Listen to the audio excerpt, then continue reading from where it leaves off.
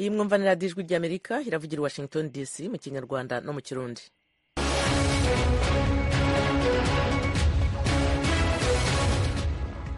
mu Rwanda turi kuri FM 104.3 i Kigali mu Rwanda, nyine kuri FM 93.3 ni Karongi, naho mu Burundi ijwi ry'Amerika iravugira ku mirongo migufi kuri metero 19 na metero 22. Muri Uganda muratwumvira kuri Voice of Muhabura kuri FM 48.9 i Kisoro. Mwiriwe neza nshuti muduteze amatwi, ne Eugenia Mukankusi basuhuza kandi mbaha ikaze kuri radio yanyu mu makuru yacu yo kuri uyu mugoroba. Mu Rwanda haravugwa abacungagereza n'abayobozi babo bafunzwe. Imiryango ya bamwe muri bo irabatabariza. Ari abana bafite agahinda, abagore niko wagira, ubuzima busanzwe ingo zirasenyuka. Ntabwo tubona abagabo bagiye bagiye ku kazi, ntabwo tugiye tubabona. Uyu ni umubyeyi uvuga ko umugabo we ari muri abo bafunzwe. Urwego rw'imfungwa n'abagororwa rwo rurabihakana. Ayo makuru ntabwo ari ukuri, ntabwo abantu bafunze. Muri rekodi zacu za gereza nta mukozi wacu ufunze urimo Rwamagana, nta kibazo gihari pe. Uyu ni Madame Therese Kubwimana uvugira urwo rwego. Minisitiri w'intebe w'Ubwongereza Rishi Sunak kuri uyu wa mbere yatangaje ko mu byumweru biri hagati y'icumi na 12 indege zizatwara abimukira ba mbere birukanywe. Abasirikare 6 ba Nigeria biciwe mu gitero cyabavumbukiyeho hagati mu gihugu aho bari bahanganye n'uduco tw'abanyarugomo. Naho inaha urubanza rw'uwahoze ari perezida wa Leta Zunze Ubumwe za Amerika Donald Trump rwatangiye kuburanishwa mu mizi kuri uyu wa mbere. Izi nkuru hamwe n'izindi twabateguriye ku buryo burambuye ni mu kanya gato, mugume hafi.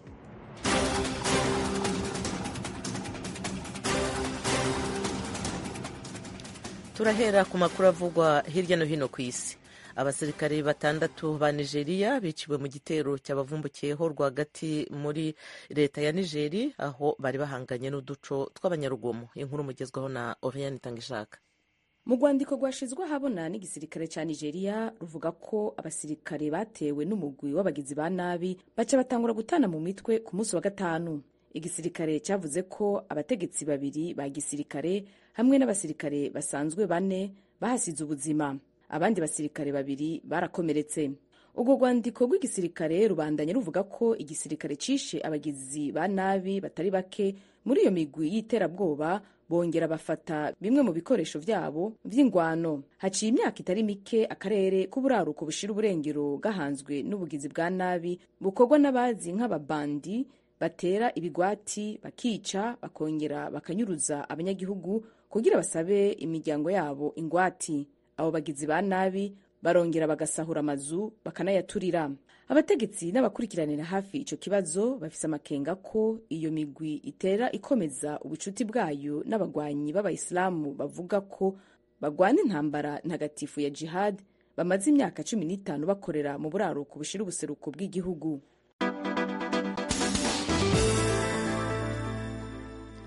Radio Ijwi ry'Amerika, makuru ya hirya no hino ku isi. General Major Aharon Haliva, umuyobozi mukuru ushinzwe iperereza ry'igisirikare cya Israeli, kuri uyu wa mbere yeguye ku mirimo biturutse ku bitero umutwe wa Hamas wagabye mu kwezi kwa 10 mu mwaka ushize wa 2023. Iyi nkuru murayigezwaho na Fidel Niyongabo. General Major Aharon Haliva imbere ko atanga imihoho yaremeye uruhara rwiwe mu makosa y'iperereza yabaye yatumye abagwanyi b'umugwi Hamas bakora ibitero ku butaka bwa Israel vyahitanye abantu 1200 bagira imbohe abandi bagera ku 250. Igisirikare ca Israel cashize ahabona ikete ryo gutanga imihoho rya Aharon Haliva kuri uyu wa mbere, cavuze ko azoshikiriza amabanga yiwe icese agafata akaruhuko ko mu zabukuru bunonye ni nyuma yuko uzomusubirira azoba yagenywe. General Major Aharon Haliva yatangaje ko abajejwe iperereza ry'igisirikare ayoboye taranguye akazi kabo nk'uko bikwiye. Yavuze ko yemeye ayo makosa kandi ari ibintu bizomugira ko ingaruka ubuzima bwiwe bwose. uwo mujeneral niwe mutegetsi wa mbere akomeye cyane muri Israel atanze imihoho bifatiye ku bitero umugwi Hamas wakoze ku itariki 7 y'ukwezi kw'icumi mu mwaka urangiye w'2023. Israel yarasubirije mu nkoko umugwi Hamas mu gukora ibitero bikibandanya mu ntara ya Gaza. Israel yatangaje ko ivyo bitero bigenewe kuzimanganya umugwi Hamas no kubona ko uwo mugwi utazoshobora gukora ibindi bitero ku butaka bwayo.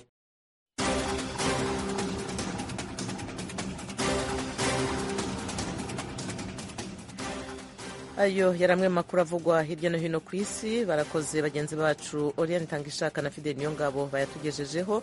Ni kuri radio Ijwi ry'Amerika ivugira Washington DC mu Kirundi no mu Kinyarwanda. Turi no kuri internet kuri wa3 radio yacu voa.com.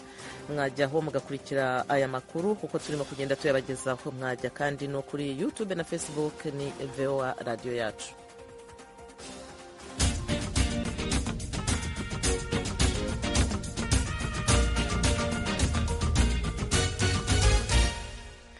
Dukomeze noneho amakuru ya radio yanyu. Minisitiri w'intebe w'Ubwongereza Rishi Sunak kuri uyu wa mbere yatangaje ko indege zizatwara abimukira ba mbere birukanywe ku butaka bw'Ubwongereza kubera ko binjiye mu gihugu mu buryo budakurikije amategeko zishobora kuzahaguruka mu byumweru biri hagati y'10 na 12 biri imbere zibajyanye mu Rwanda. Fidel Niyongabo.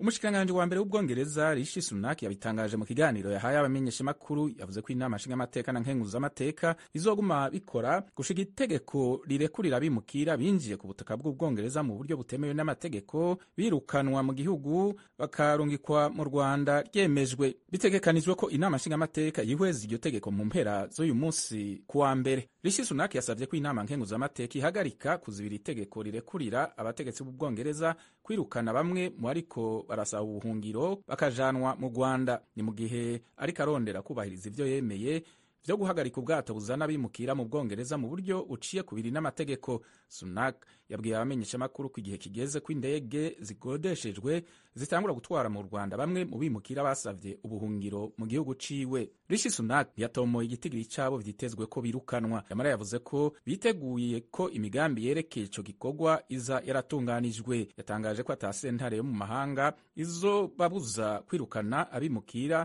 babona ko binjiye ku butaka bw'igihugu cabo mu buryo butemewe n'amategeko. Itegeko rigenewe kwirukana abo bimukira ryarahagaze mu nama nshingamateka na nkenguzamateka mu kiringo c'amezi 2. Mu Rwanda amakuru hatangwa na bamwe mu bayobozi b'urwego rw'amagereza haremeza ko hari abacungagereza n'abayobozi babo batangiye imyigaragambyo yo kwicisha inzara. Baravuga ko bafungiwe ubusa mu gihe kigera ku mezi 5. Eric bagira ubusa abayinkuru. Abahaye amakuru Ijwi ry'Amerika n'abakozi batandukanye bo mu rwego rushinzwe amagereza mu Rwanda baravuga ko abacungagereza batandukanye kuva ku wa gatanu w'icyumweru gishize batangiye imyigaragambyo yo kwiyicisha inzara aho bafungiye mu kigo gishinzwe imyitwarire y'abacungagereza. Aha ni naho habera amahugurwa n'imyitozo irwamagana mu burasirazuba bw'u Rwanda. Ijwi ry'Amerika imenya aya makuru bwa mbere hari mu kwezi kwa gatatu uyu mwaka yarakomotse mu rubanza rwa bamwe mu bahoze ari abayobozi ba gereza ya Nyakiriba mu karere ka Rubavu n'abahafungiwe baregwa ibyaha by'iyicarubozo mu magereza. Kuva umunsi ku wundi niko twitaba telefone za bagenzi babo badafunzwe zibatabariza. Uyu wadusabye kumurindira umutekano amaze imyaka iri hejuru y'icuma ari umukozi mu rwego rw'amagereza mu Rwanda. Bari hariya barakora uriga wakaba uri hariya hari ikintu gifatika kiri tangible uregwa.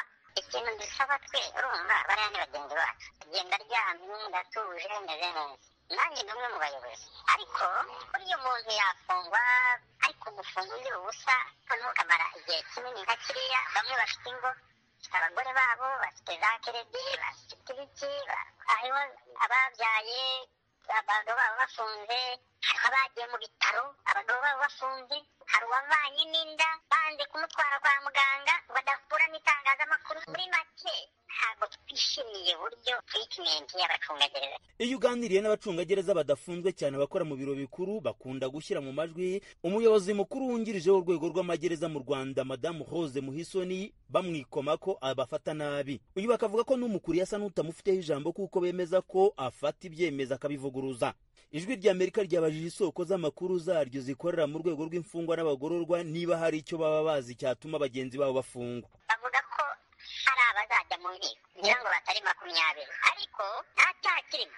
N'abashaka guca muri disciplinary committee barimo kwifuza bati rero niduca muri disciplinary uyu mugore atwunamaho usanga atwirukanye barimo kwifuza bati yaba twese twajyaga mu nkiko kuko itegeko n'itegeko icyo babarega ngo ni ubushuti bwihariye n'abafungwa. radiyo ijwi rya amerika ntiyabashije kubona madamu Rose Muhisoni ubwe ngo atubwire ibimuvugwaho, ariko twavuganye n'umuvugizi w'urwego rw'imfungwa n'abagororwa mu Rwanda ibyerekeye aya makuru. Madamu Therese Kubwimana yayahakanye. Aya makuru ntabwo ari ukuri, ntabwo abantu bafunze kandi bavuga ko bagiye kumara amezi 5 ahubwo bafunzwe.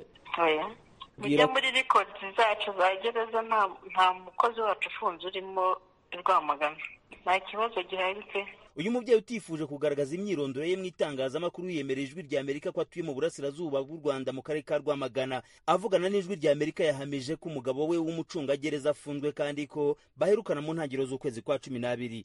Ari abana bafite agahinda, abagore icyo wagira, ubuzima busanzwe ingo zirasenyuka. Ntabwo tubona abagabo bagiye ku kazi, ntabwo tugiye kubabona. Ni ukuri twebwe twumva twarenganurwa na perezida wa repubulika kuko ntabwo tuzi birimo kuba, ntabwo tuzi ibyo ari byo. Batoreze uriya muyobozi wungirije kuko mbona ari we ipfundo ririho, asobanura ibintu ibyo ari byo. Kubera iki muvuga ko ari ipfundo ririho? Niwe kuko niwe kabitera ibyo ari byo byose. Icyo kitavugwa n'umuntu umwe, ibyo byose niwe ubiri inyuma. Abakora mu rwego rw'amagereza mu Rwanda badafunzwe bakavuga ko gufunga bagenzi babo batazi impamvu birushaho guteza umwuka mubi ku rwego. Ni amatiku ni ukuri kw'Imana yo mu ijuru sinkubeshya, urumva kuva twabaho twayobowe n'abantu benshi, ariko uyu mudamu yarandangije kabisa. Uzi ibintu akora ko ari ukwangisha igihugu abantu igihugu. Abahaye amakuru ijwi rya Amerika bemeza ko ku cyumweru cyashize umukuru wa polisi y'u Rwanda mu ntara y'Iburasirazuba bafungiwemo yabagezeho akabaganiriza. Ni nyuma yo kumenya amakuru y'uko batangiye imyigaragambyo yo kwiyicisha inzara. Aya makuru nayo umuvugizi w'urwego rw'imfungwa n'abagororwa akayahakana. None se urumva umuntu ufungiye muri correction facility ya Rwamagana, ikibazo cye cyo kuba afunze cyangwa ufite ikibazo cyakemurwa n'umuyobozi wa polisi cyangwa cyakemurwa n'umuyobozi wa RCS? Njye natekereza nk'umunyamakuru ko yaba yagiyeyo kwa kundi inzego z'umutekano zikorana. Yego nabyo byashoboka icyo gihe byabaye, ariko icyo gihe yatumirwa nyine n'ubuyobozi, kandi iyo umuyobozi mukuru wa RCS kuvuga ngo ntahari ntabwo bivuga ko ubuyobozi budahari. Kugeza duteguriye inkuru amakuru yageraga ku ijwi rya Amerika tumenyesha ko madamu Rose Muhisoni umuyobozi mukuru wungirije w'urwego rw'amagereza mu Rwanda yaramukiye Rwamagana. Ni nyuma yo kumenya ko abakozi b'urwego akuriye batangiye imyigaragambyo yo kwiyicisha inzara. Amakuru aratubwira ko bose hamwe bagera ku 135 barimo abacungagereza bakomoka mu magereza atandukanye yo mu Rwanda ndetse n'abayobozi babo. Abatangiye kwigaragambya biyicisha inzara bakemeza ko bazarya ari uko babonye umuyobozi mukuru w'urwego rw'amagereza mu Rwanda bakamugezaho icyo bita akarengane kabo. Bagira ijwi rya Amerika i Kigali. Yabaye igisubizo cyacu, radiyo ijwi rya Amerika mu guterera igihugu cy'u Burundi. radiyo ijwi rya Amerika, ibiganiro byacu birakomeje. Abanyeshuri bo mu ishuri ryisumbuye rya koleji Kristo Umwami bari baje mu marushanwa mpuzamahanga ya robo n'imikorere yayo muri leta ya Texas hano muri Amerika nyine, baraye batashye basubira mu Rwanda. Ni amarushanwa yari yitabiriwe n'amakipe 152 yaturutse hirya no hino ku isi. Abanyeshuri ba koleji ya Kristo Umwami mu Rwanda bemeje ko hari byinshi bigiye ku bandi bana bari baturutse mu bindi bihugu. Mugenzi wacu Tim Ishimwe yabanje kuvugana n'umwe mu batoza babo, Jeremy Habumugisha, wasobanuye icyo robo ari cyo nuko ikora. Reka tuze kuza kubagaruka kuri iyo nkuru mu kanya kari imbere. Robo mu buryo busanzwe ni imashini iri programmed cyangwa se uprograma, noneho ukayiha amabwiriza ikagira task cyangwa se igikorwa ijya gukemura. Izo dukoresha ahangaha rero ntabwo ari robo zisanzwe nk'uko tubona robo ishobora gufata amacupa ikayapfundikira. Kubera turi ari abana bato barimo kuzikoresha, dukoresha robo zisanzwe, dukoresha ibyo bita Lego parts. Donc ni udukoresho turi twa plastike tuva muri Denmark dukoresha. Utwo dukoresho abana baratwubakisha, bakatwubakisha robo. Muri robo haba harimo icyo twita hub, ni nka servo ya iyo robot.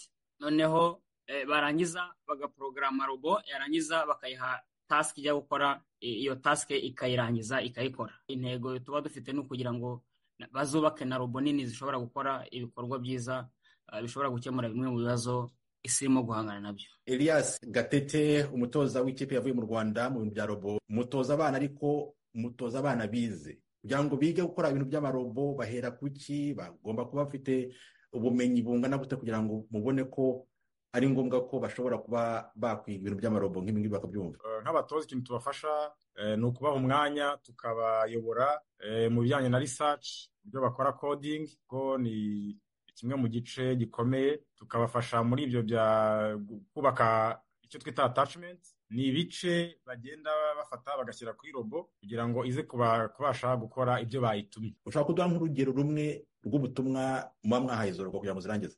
Izo misiyo ziba ziteretse zifikisinze, ugenda nk'igihe nk'ibi by'amaferuje ikagenda igataninga ku buryo haza ibara ry'umutuku cyangwa iry'icyatsi bitewe n'icyo misiyo wayihaye. Nk'abana bari mu kigero cy'abo ngabo mwazanye muri aya marushanwa bari mu Rwanda cyangwa se Burundi aho batwumvira, buri umwe wese ubu ngubu ari kwibaza ibyo bintu bya robo akabihuza n'amasomo biga mu ishuri. Muri turankomini ko wambwiye nahe masomo biga mu ishuri abafasha gusobanukirwa neza n'ibintu uri kumbwira? Ni imibare, ni fizike? Cyambere harimo ICT, ikoranabuhanga. Iyo bari mu baporogaramu bakoresha imashini, hari porogaramu bakoresha binjiramo. Ikindi kibafasha ni imibare. Ibyo by'imibare bibafasha kureba robo yanjye nijyana kugira ngo ijye gukora misiyo iri mu nguni irakata kuri angire ya dogere zingahe. ICT irabafasha rero n'imibare ikabafasha. Amazina yanjye ni Nsabimana Ketsina, niga mu mwaka wa 3, nkaba niga ku kigo cyitwa College de Christ. Amarushanwa nk'aya ngaya kuri urwo rwego kuki ari ngombwa kuri wowe? Impamvu ari ngombwa kuri njyewe, atuma nunguka ubumenyi butari nyine bwo mu buzima busanzwe ndetse no mu masomo yanjye, mbasha no gutsinda amasomo yanjye mugira nk'uko abakoci baba bakubwiye bidufasha mu masomo yacu nyine twiga buri munsi nka mate na siyanse. Njye nitwa Munyankindi Sugira Dive. Iri rushanwa nabasanze ari irushanwa ryiza cyane. Mu bintu nigiyemo nize yuko hashobora kuba hariho ibibazo byinshi bitandukanye muri ino si turimo mu buzima busanzwe. Mushobora guhura n'ikibazo kimwe gusa, abantu ko bagenda baba bafite imico itandukanye, bafite uburyo bitwara mu bibazo mu buryo butandukanye. Mwese mushobora guhura n'ikibazo kimwe gusa mukagira uburyo butandukanye, mwese mushaka igisubizo. Hari abafite ubumenyi buri hejuru mu bintu byerekeye na innovation project, uburyo barenjinze ibintu byabo, uburyo bipanze, ukabona ari ibintu byiza nawe yakifuza kugira. Uburyo nanjye ubwanjye nabonye nkavuga ati ibi ni ibintu nanjye ubwanjye nkeneye kwiga nkabimenya kugira ngo ubumenyi bwanjye bwo guporogaramu bwiyongere bugere ku kigero kiri hejuru. Nitwa Ose Sonia. Aya marushanwa najemo nayungukiyemo ubumenyi buhambaye. Nize uko amarobo bayubatse, wenda ukareba nimba hari ikindi kintu wahinduraho. N'icyo wabonye wahindura ku byo wari usanzwe uzi? Ikintu nabonye nahinduraho wenda ni gukaza imyitozo bijyanye nyine nuko tugomba gukora, tugashyiramo imbaraga nyinshi cyane. Amazina yanjye nitwa Byiringiro Aloyizi, niga mu mwaka wa 3 w'amashuri yisumbuye. Niki cyaguteye kumva ukunze ibintu bya robo?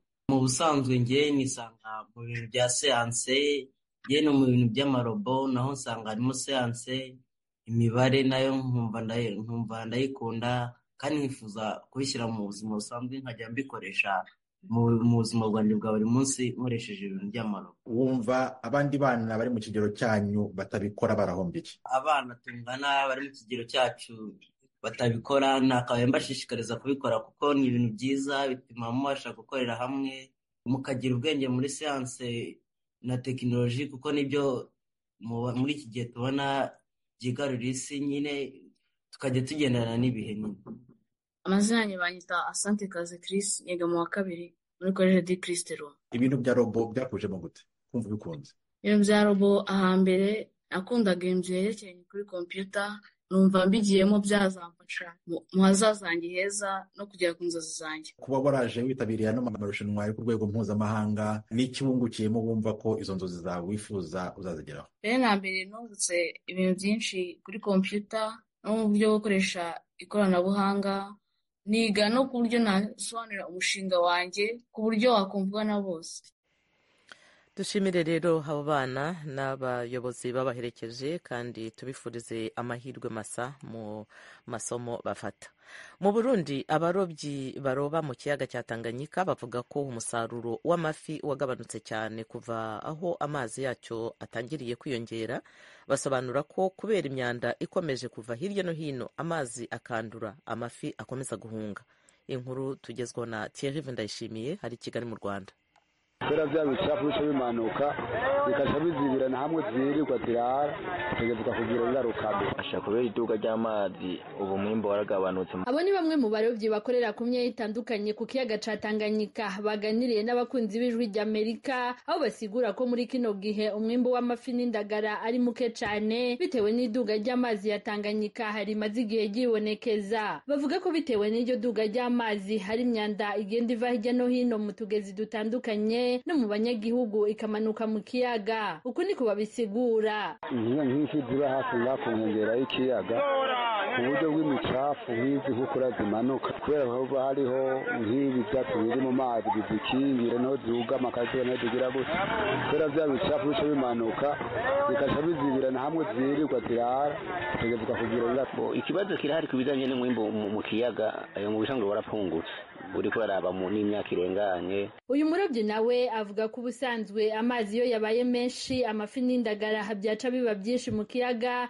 kuko zikunda amazi, gusa akavuga ko imicafu ariyo mibi cyane kuri izo mboga zo mu mazi. Rimwe na rimwe abantu ugasanga bati imyavu ahidategerezwa gutabwa bamaze kuza kwita nk'imu nzuzi ziyanditse zimanukana wa mucafu mu Tanganyika. Rero naho amazi yoba ari make ijya mbura ikagwa imanukana wa mucafu. Ubu rero nk'ubu imvura ikoragwa ari nyinshi amazi ariko araduga ijya micafu ikiguma ngaha ku mufunda. Rero izo mboga nazo zazihunga uwo mucafu zazihungira mu matenga mu gihe aho ata mucafu ubu hari. Abo barovyi twaganiriye basigura kandi ko mu misi heze hatarabiyononekara ry'amazi ya Tanganyika baronka umwimbu ushimishije ku buryo baronka amasandugu arenga 8. Ni ukuvuga kare amafi yaraboneka cyane nk'umuntu yashobora kuronka nk'amasandugu 8-10 uko, ariko uye umwimbu warafungutse aho usanga umuntu avuga ati narose rwose arose isandugu 2 imwe asigaye mundo. Ikindi uyu murobyi avuga gituma amazi ya Tanganyika abandanya gusa nabi nuko imisozi hanamiye Tanganyika yo mu Burundi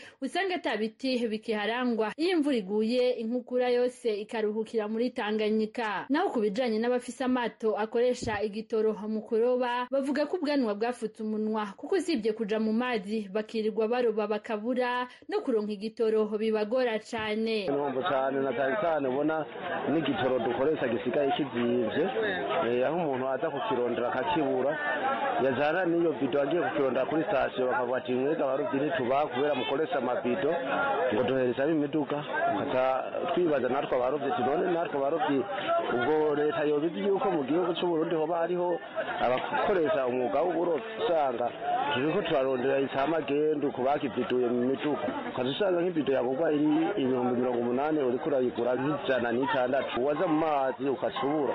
Ibyo byose basigura ko bibashira mu bukene budasanzwe haba mu miryango yabo ndetse nabo nyene ubwabo. Kuri mikoro z'Ijwi ry'Amerika Inosa abanigwa n'inzigo umuhinga mu bidukikije ibinyabuzima hamwe n'ihindagurika ry'ibihe wagereranya ko amafi akenera kuba ahantu heza nk'uko umuntu akenera kubaho ahema neza. N'ibinyabuzima rero biri mu kiyaga na cane cane nk'amafi birakeneye iyo mibereho myiza, birakeneye ico kibano kimeze neza gifise isuku. Ico gihe rero akaranga k'amazi kaba gatosekaye, amazi akanuka, biraheza bikagira ingaruka mbi. Ivyo binyabuzima biraheza bikagabanuka, umwimbu wavyo uraheza ukagabanuka, bimwe bigahunga, ibindi bigapfa, ibindi bikabura ingene bishobora kurondoka. Banigwa n'inzigo anasigura ko ubwoko bw'amafi bwobwo akenshi burondokera ku nkengera z'ikiyaga. Bityo rero kuko amazi yo muri ico kibanza abanuka avuga ko zica zitaha zikomoka zikaja kurondera hari ubuzima bwiza. Amafi burya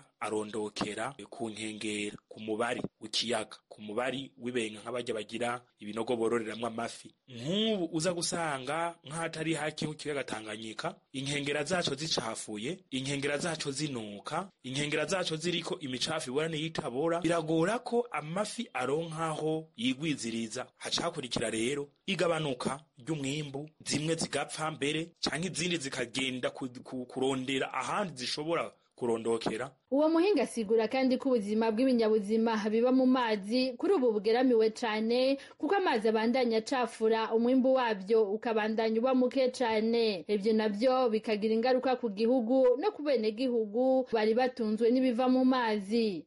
Thierry Ndayishimiye, Ijwi ry'Amerika, Kigali.